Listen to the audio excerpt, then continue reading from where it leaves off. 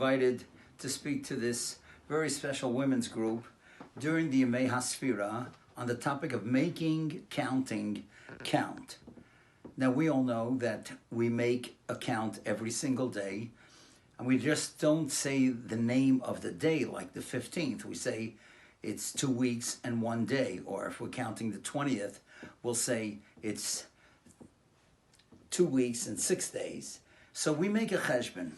And you know something, if that's the case, that we are making a cheshbon every day, now's the time to make a cheshbon hanefesh and to see how are we living and how can we make every day count. And so one of the things that I think that is so important is to know that during this time, the Gemara in Yevamos Samach Beis Amud Beis tells us that Rabbi Akiva's Talmidim, Nebuch 24,000 died. Why? Because they didn't give honor one to the other. So you know, something always puzzled me, and I ask you, is that a reason why Talmidim should die? Because they didn't give kavod one to the other? Where is the midah keneged midah? And the Maral on this Gemara in Samach Beis Amud Beis in Yevamos has an expression that is so classic that I think is the first lesson that we have to learn in Sfira. And he says, Kashenoye kavod b'chaverai. When you give kavod to your friend, davar zehu etzem hachayim. That's the essence of life. In other words, when you validate someone, when you make someone special, you make them count, you make them feel good, you give them life. And these Talmidim, on their level, they did not give kavod one to the other. So they were not giving life to each other. In a sense, they were taking away life. And if that's the case, Nebuch, that's why they passed away. So in these days of coronavirus, when we want to validate someone, when we want to make someone feel that they count and they're special, give them a call. There's so many lonely people. There's so many people that are quarantined. So many people feel they're so isolated from the world. Call them. Don't text them. Don't email. Don't WhatsApp them. Call a human voice. And that's the kavod that we give one to another. And that's what the chasaron was by the Talmidim of Rabbi Akiva. And that's the first lesson that I think we have to validate each other. That's what's most important.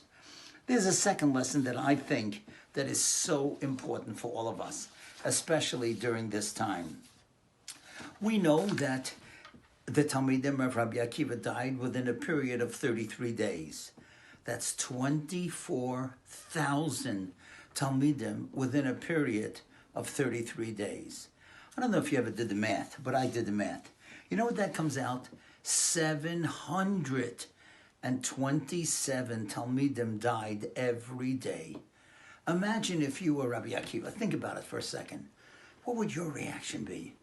You might say, Hashem, okay, I get it. I'm not the one that's supposed to teach Torah. I'm out of here. Obviously, you don't think that I'm doing the right thing, that all these Talmidim are dying. Imagine Rabbi Akiva was running from one hesped to the other, from one levaya to the other. Right? He's running from Haifa, that Ben Yochid that he had as a Talmud he loved. And then when he finishes that, he's got to run down to Tel Aviv, and that Eloi that he loved. And then when he has to finish in Tel Aviv, he's running to Yerushalayim, that Chassan who died, who was a Talmud of his. And Rabbi Akiva could probably say, okay, Hashem, I'm out of here. But you know something? The Medrash tells us that's not what Rabbi Akiva did. You know what he did? He said he took a few Talmidim and he said, Rabbi Say, we got to start all over again. We made a mistake. We taught them Torah, but maybe we should have taught them a little bit more midos. And you know something? He started, some say, with 5, 6, 7 Talmidim. And then, you know, it came to that level. He taught them Torah, and they taught the Talmidim Torah. Umalu kol Eretz Yisrael Torah. The whole Eretz Yisrael was filled with Torah. That's a great lesson. Of course, today we see desolation and destruction and devastation in so many families. But we cannot be broken. We have to rebuild. Hopefully now the curve is flattening out and eventually this plague will end. But we have to rebuild. We can't be broken. That's the lesson from Rabbi Akiva. No matter what, a Yid cannot be broken. Sometimes we're down, as Rabbi Akiva was down, and many of the families in Klal Yisrael are down, but we've got to build. One more thing I want to tell you. The Bnei Yissaschar says a fabulous thing. Why is it 49 days? Where did that number come from? Why not 59? Why not 39?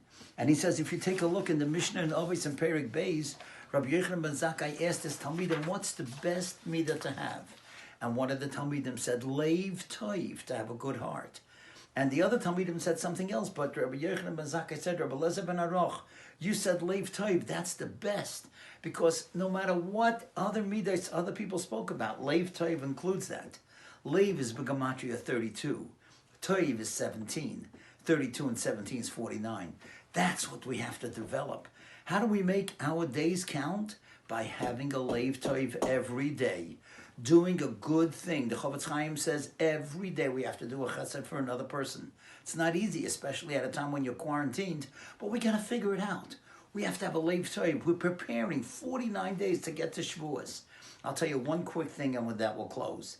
You know, I have a friend, his name is Rabbi Zevi Trink, and everybody knows he's a great Rebbe, a great Mashpia, and a great Machna Seirach. He has many, many people coming to his house Shabbos, and many times he would go to various shuls to see those people who have no place to be, the homeless, and he brings them to his house. And I just want to end just with this point. The Bnei Yissaschar asked an interesting question. Why is Sfira 49 days? Why not 39? Why not 59? And he brings a very interesting Mishnah in Avos. It's actually in Perek Beis Mishnah Tes. And Rabbi Yochanan ben Zakkai was sitting with his Talmidim, and he asked him, what is the best midah that a person should have? And Rabbi Lezer ben Aroch said, every person should have a Leiv Toiv, a good heart. And when Rabbi Yochanan ben Zakkai heard the other Talmidim, he said, no. Only what he said, Leiv Toiv. You know why? Because if you have a Leiv Toiv, that includes every other midah. A good eye, you're not jealous, you're a good neighbor, you're a good friend. And you know something? The Bnei Yissaschar says Leiv is B'Gematria 32, Toiv is 17, 32 and 17 is 49. And that's what we have to develop in our hearts. We have to have the Leiv Toiv. As we climb every day in Sfira and get towards Shavuos, we want to have that Leiv Toiv. So let me tell you a very interesting little story. You'll see what it means to have a Leiv Toiv.